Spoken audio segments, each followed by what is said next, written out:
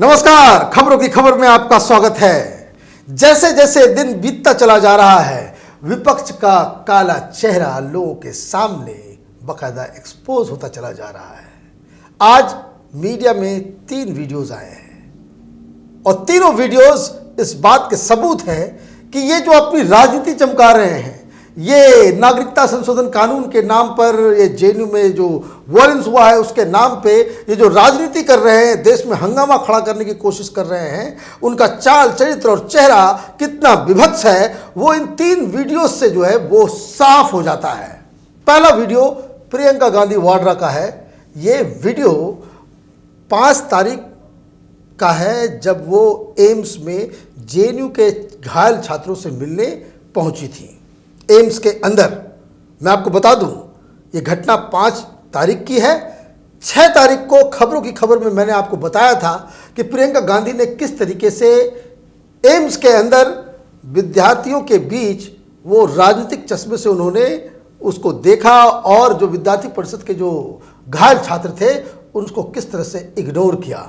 आज उसका सबूत, उसका वीडियो आ गया। हमारे पास जानकारी उसी दिन आ गई थी जब ये घटना घटी थी, लेकिन किसी टीवी या किसी सोशल मीडिया में इसे दिखाया नहीं गया था। लेकिन अब चूंकि सबूत सामने आ गया है तो टेलीविजन चैनलों पे ये वीडियो जो है बकायदा इसको दिन भर आज जो है चलाया गया।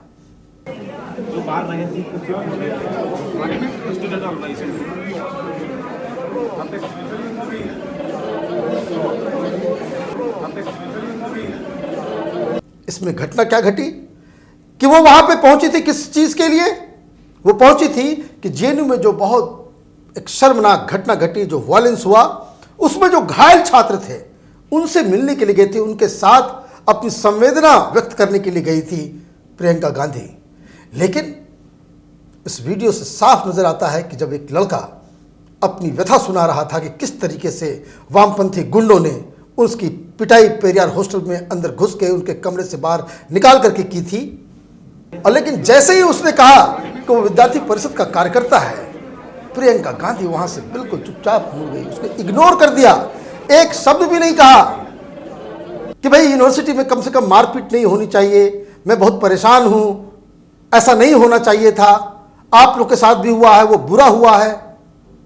कम से कम प्रियंका गांधी को ये तो समझ में आना चाहिए। चलो भाई, मैं ये कहता हूं कि अगर ये एनएसवाई कांग्रेस पार्टी और एबीवीपी के बीच की लड़ाई होती तब आप इग्नोर करते तो एक कुछ क्षम्य भी था।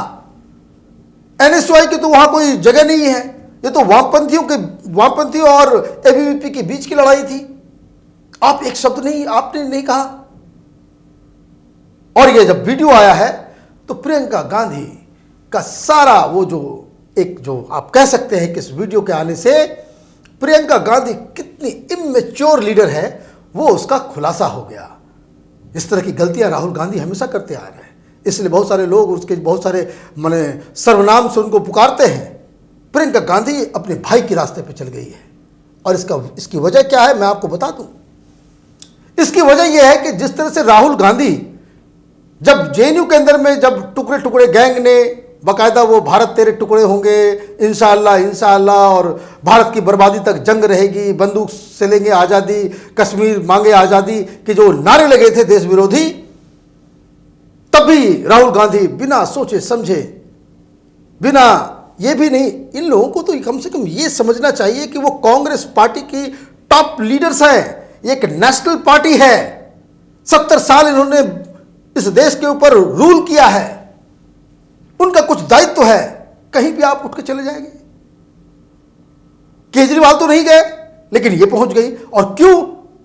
वो इसलिए कि जो सलाहकार राहुल गांधी के अभी थे उस वक्त जब वो टुकड़े टुकड़े गैंग वाला केस हुआ था, तो उस वक्त जो जेएनयू के बहुत सारे छात्र, वो भी कौन?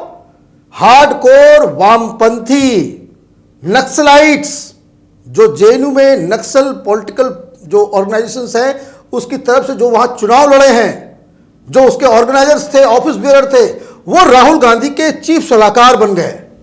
और अभी मैं आपको बता दूं, वही जो जेएनयू का जो नक्सली एलिमेंट्स, वो सलाहकार जो कांग्रेस पार्टी को के लीडर्स को दिमाग देता है, भाषण लिखता है, उनकी स्ट्रेटजी बनाता है, वही सब अब प्रियंका गांधी के साथ है। इसमें एक संदीप कुमार का नाम बहुत, आप गूगल करेंगे आपको मिल जाएगा। और वो अकेला नहीं है, बहुत सारे लोग हैं, और ये सब लेफ्ट लिबरल लड़के जो है वो नक्सलाइट्स, अर्बन नक्सल्स, उन्होंने घेर रखा है। तो ये एक चिंताजनक स्थिति है। कांग्रेस पार्टी में बहुत सुलझे हुए लीडर्स हैं। आप देखिए सलमान खुर्शीद भी वहाँ गए थे, और किस तरीके से जब मीडिया वालों ने पूछा कि दोनों तरफ के छात्र जो है वो घायल हुए हैं, बड़ी सौम्यता से उन्होंने कहा था कि वो वायलेंस के खिलाफ है। छात्र तो छात्र होते हैं, चाहे वो एबीवीपी का हो, या एनएसयूआई का हो, या एसएफआई का हो, या आयसा का हो। लेकिन ये जो प्रधानमंत्री की सपना देखने वाली लीडर प्रियंका गांधी वाड्रा, उसको ये छोटी सी बात समझ में नहीं आई। और ये भी इनको समझ में नहीं आ रहा है कि जो सीएए के खिलाफ इस देश के अंदर में जो धरना प्रदर्शन हो रहे हैं वो किस ओर जा रहा है। मैं लगातार इस बात को कहता आ रहा हूं कैपिटल टीवी में कि ये लोग जिस रास्ते पे चल रहे हैं इसका खामियाजा पूरे देश को भुगतना पड़ेगा। ये रास्ता विभाजन की ओर लेकर के जाता है। ममता बनर्जी जो बंगाल में कर रही है वो विभाजन की ओर लेकर के जाता है। और जिस तरह से हर फ्राइडे के बाद इस पूरी भीड़ का जो पूरा जो, ये आप देखिए आज किस तरह से हैदराबाद में आज रैली निकाली गई, सारे मुस्लिम्स। इस देश में क्या कोई कानून बनेगा मुसलमानों से परमिशन लेकर के बनाया जाएगा? और ये बात, छोटी सी बात इनको समझ में नहीं आ रही है कि आप विभाजन के बीज आप बो रहे हो। मोदी का विरोध कीजिए, सरकार का विरोध कीजिए, जितना क्रिटिसिज्म है आप कीजिए, लेकिन आप उस रास्ते को नहीं चुन सकते कि जो देश को बंटवारा की ओर लेकर के जाता हो। और यही इस बात को मैं लगातार कहता आ रहा था। और आज जो दूसरा वीडियो जो वायरल चल रहा है सोशल मीडिया और मीडिया के ऊपर, वो शाहीन बाग का है, जहां नारे लग रहे हैं आज़ादी के। तो बहुत सारे नए नए प्याज खाने वाले लोग आज़ादी के अलग अलग मायने बता रहे हैं। बड़े बड़े पत्रकार, बड़े बड़े टीवी एंकर्स आज़ादी के जो अलग अलग मायने गढ़ रहे थे, उनसे ये सवाल पूछना चाहिए कि आज़ादी के नारे में जिन्ना वाली आज़ादी, इन्हें चाहिए जिन्ना वाली आज़ादी। शाहीन बाग में जो प्रोटेस्ट हो रहा है वो 100% मुसलमानों का प्रोटेस्ट है। उसमें ये नारे कैसे लग सकते हैं कि जिन्ना वाली आज़ादी उन्हें चाहिए, उन्हें अलग पाकिस्तान, उसको पाकिस्तान की तरफ फिर एक चीज चाहिए? ये विपक्ष को कब दिमाग आएगा, कब इनका जो है दिमाग जो है वो सही रास्ते पे आएगा? उनको समझ में नहीं आ रहा है कि आप जिस आग में हवा दे रहे हो, जिसे भड़का रहे हो, वो विभाजन की ओर लेकर के जाएगा। और आप देखिए सीए के नाम पे इस कानून का देश के किसी भी नागरिक, चाहे वो हिंदू हो, मुस्लिम हो, सिख हो, क्रिश्चियन हो, उससे किसी का लेना देना नहीं है। ये कानून सिर्फ और सिर्फ अप्लाई होगा तो पाकिस्तान के माइनॉरिटीज के ऊपर, अफगानिस्तान के माइनॉरिटीज के ऊपर और बांग्लादेश के माइनॉरिटीज के ऊपर। जिसका कोई हिंदुस्तान के सिटीजन्स के ऊपर जिसका कोई वास्ता नहीं है, उसको लेकर के आपने अफवाह उड़ा दिया। और देखिए किस तरह के नारे लग रहे हैं।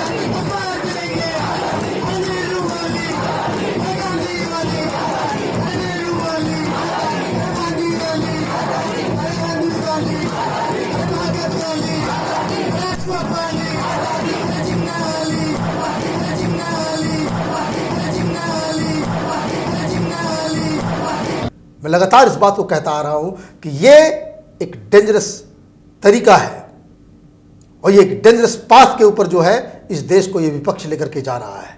और वो सिर्फ किस लिए? बस इनको ये प्रूव करना है कि मोदी सरकार जब से आई है तब से इस देश में जो है बहुत स्थिति जो है बहुत खराब हो गई, बहुत ज़्यादा जो है डिस्टर्ब हो गया। इनको सरकार चलाने नहीं आता है। ये 4 साल तो चुप थे। पिछले 5 साल में जब 2019 में जब चुनाव जीत के आए, आपको याद होगा बहुत सारे कांग्रेस लीडर्स ने ये चेतावनी दी थी कि देखते हैं कैसे ये 5 साल सरकार चलाते हैं, हम सरकार चलाने नहीं देंगे। तो ये कहानी है। और अब देखिए तीसरा वीडियो जो आज वायरल हो रहा है और लोग उसको एप्रिसिएट कर रहे हैं। She called spade a spade. और उन्होंने क्या कहा? उनसे सवाल पूछा गया एक कार्यक्रम में कि दीपिका पादुकोण ने जो कहा, जो वो जेएनयू जाकर के वो खड़ी हो गई टुकड़े टुकड़े गैंग के साथ, उस पर क्या कहना है? I think that anybody who has read the news knew where you're going to stand. Knew that you're going to stand with people who wanted the destruction of India. Knew that you're standing with people who celebrate every time a CRPF Jawan is killed. She knew that she's standing with people who they actually hit some girls in private parts with lathis. So she stood next to them. That is her right. I can't deny her that right. Bollywood against you. No, I'm saying you asked me about a specific actor. I can't deny her the right that she will stand with people who will beat other girls who don't see eye to eye with them ideologically in private parts.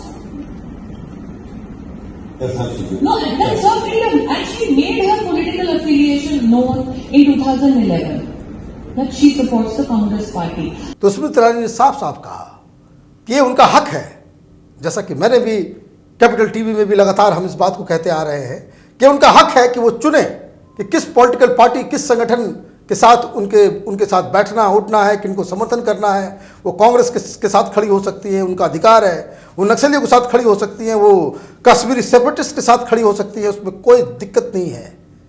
लेकिन जब आप celebrity हैं और इस तरह के लोगों के साथ आप जब खड़ी होती हैं तो आपको देश को बताना पड़ेगा।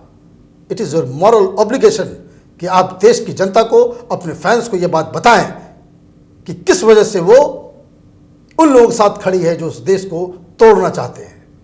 जिस जगह पे वो गई, जिन लोगों के साथ वो बैठी, जिन लोगों के साथ उन्होंने समर्थन दिया, ये वही लोग हैं और ये वही जगह है जहां पे आज़ादी के नाम पे, नारे के नाम पे इन्होंने देश की टुकड़े टुकड़े होने की बात कही थी, कश्मीर को पाकिस्तान को देने की बात कही थी, हर घर में अफजल जैसे टेररिस्ट को पैदा करने की जिन्होंने बात की थी।